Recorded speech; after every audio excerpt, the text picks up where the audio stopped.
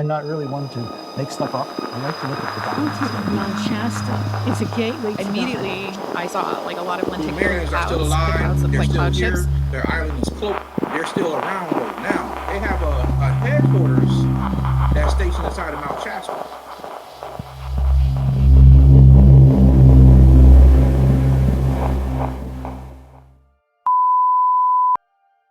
In need of the epic centers of spookiness, Mount Shasta is located in Northern California, often seen standing alone with a near-perfect cone shape. It is an active but dormant volcano. Mount Shasta has been a place of curiosity, and many have had positive spiritual experiences, while many have had negative experiences. Many people have talked about the cults that are situated near Mount Shasta. There are so many conspiracies surrounded by this mountain. But today, we will talk about the most famous conspiracy of it all, and that is, there is an underground city situated under Mount Shasta. The conspiracy says that there is an advanced city under Mount Shasta, where resides the survivors of lost continent Lemuria. They are said to be highly advanced technologically and live in fifth-dimensional, high frequency. They exist in higher frequency, which is why we can't see them or access to them. But there are so many channelers who connect with these people. This idea didn't suddenly appear.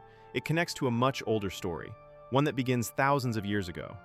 So, what exactly was Lemuria? And how did its people end up under Mount Shasta? Let's go back. Lemuria is said to have been a massive tropical continent, so vast and so ancient that traces of it appear in many cultures. The Lemurian age is believed to have existed millions of years ago, long before recorded history. According to legend, before Lemuria and later Atlantis disappeared, the Earth was said to have 7 major continents. Legend says it stretched from the west coast of California all the way to Madagascar. It included regions now under the Pacific Ocean, along with Hawaii, Easter Island, Fiji, Australia, New Zealand, and parts of the Indian Ocean. Even in ancient Tamil literature, Lemuria is mentioned. They called her Kumari Kandam. Lemurians were believed to live in a 5D frequency. They were gentle, childlike, deeply spiritual, and lived for thousands of years. A peaceful society, connected to nature and the universe. The Lemurian civilization is said to have formed from a mix of beings who originated from different star systems, including Sirius and Alpha Centauri. Over time, they came together on Earth and built what many consider the earliest advanced civilization on the planet. Because of this, Lemuria is often called the motherland of humanity, a civilization that helped give rise to many cultures that followed. But peace didn't last forever, because another civilization rose, one with a very different mindset: Atlantis. For millions of years, Lemuria is described as a peaceful, almost paradise-like world. But ancient stories suggest that conflicts between Lemuria and Atlantis eventually led to great destruction, marking the end of both civilizations. Around 25,000 years ago, legends describe a period of immense conflict between Atlantis and Lemuria, considered the two most advanced civilizations of their time. The conflict was not simply about power, but about ideology, two completely different visions for how life on Earth should evolve. Lemurians are said to have believed that less developed cultures should be left undisturbed, free to grow and evolve at their own pace, according to their own understanding of the world. Atlanteans, on the other hand, are believed to have supported a more controlled approach, arguing that advanced civilizations should guide and govern those they viewed as less evolved. These opposing philosophies are said to have escalated into a series of devastating wars. Some accounts describe the use of highly advanced technologies, comparable to thermonuclear weapons, causing widespread destruction across both continents. When the conflicts finally ended, there were no true victors. The wars deeply weakened both Atlantis and Lemuria, not only physically, but spiritually. Societies once described as highly enlightened are said to have descended into fear, aggression, and survival-based thinking. In the end, both civilizations became victims of their own choices. The lands that once represented humanity's greatest achievements were left unstable and vulnerable, setting the stage for their eventual disappearance.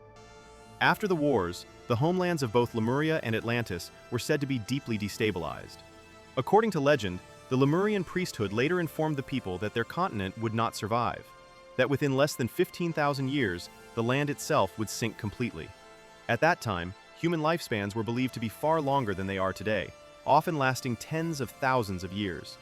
This meant many of those who had taken part in the destruction would live long enough to witness the consequences of their actions. In the age of Lemuria, regions we now know as California were said to be part of Lemurian territory. When it became clear that their homeland was destined to disappear, the Lemurians sought a way to preserve their knowledge, culture, and people. They approached Shambhala the Lesser, described as a leader within the subterranean Agartha network, requesting permission to build a protected city beneath what we now call Mount Shasta. However, permission was not immediately granted. The Lemurians were required to demonstrate that they had learned from the devastation caused by war and aggression.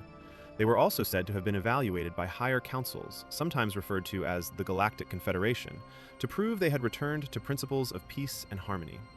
Once approval was given, it was understood that this region beneath Mount Shasta would remain stable through the coming cataclysms, a vast natural cavern already existing deep within the mountain, which made construction possible.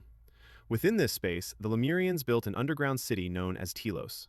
At the time, Telos was not only the name of the city, but also referred to a much larger region that included present-day California and large parts of what is now the southwestern United States, extending north along the west coast toward modern-day British Columbia. The name Telos is said to mean communication with spirit, oneness with spirit, and understanding through spirit. Telos was designed to house up to 200,000 people. But when the cataclysms began, only about 25,000 are believed to have made it inside in time. And with that, the surface world changed forever, while the story of Telos continued beneath the mountain. The final destruction of Lemuria arrived sooner than expected. Because of this sudden timing, many were unable to reach safety beneath the mountains in time. It is said that Lemuria, often called the beloved motherland, disappeared almost overnight. The sinking happened quietly. So quietly, in fact, that most people were asleep and unaware as the land gave way beneath them. There were no storms, no unusual weather, no signs in the sky to warn what was coming. Some spiritual accounts claim that members of the Lemurian priesthood had been warned in advance. Instead of fleeing, many chose to remain behind. Before the continent was lost, sacred centers and spiritual knowledge were said to have been moved to safer locations, including Telos beneath Mount Shasta, and other lands believed to be unaffected by the coming cataclysms. Some priests and priestesses returned to Lemuria deliberately, choosing to go down with the land and its people. Just before Lemuria sank, certain of these priests and priestesses returned to their homes on that continent and volunteered to go down with the land and the people, giving assistance of comfort and fearlessness. Their purpose was not resistance, but comfort, to ease fear during the final moments. By remaining calm and united, they believed they could reduce the emotional and spiritual trauma experienced by those who perished. Many members of the priesthood placed themselves in small groups strategically in various areas, and they prayed and sang as they went down beneath the water. Those of the priesthood, along with the musicians, sang and prayed until the waves in the water had risen to level of their mouths. It is then that they also perished. The idea behind this action was that every horrifying experience leaves a very deep scar and trauma in the etheric body and cellular memory of the people. Through the action and the sacrifice of those of the priesthood, choosing to stay together in groups and singing to the very end, much fear was mitigated, and a certain level of harmony was maintained. By morning, it was over. Under a clear, star-filled sky, Lemuria had vanished beneath the Pacific Ocean. Not one of the priesthood is said to have fled. None showed fear. The motherland was gone. At the same time Lemuria disappeared, Atlantis began to fracture as well. Over the next 200 years, parts of Atlantis were lost piece by piece until the continent finally sank entirely.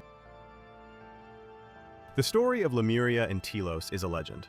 Whether real or symbolic, it continues to capture human curiosity and imagination. And that may be why Mount Shasta still fascinates people today.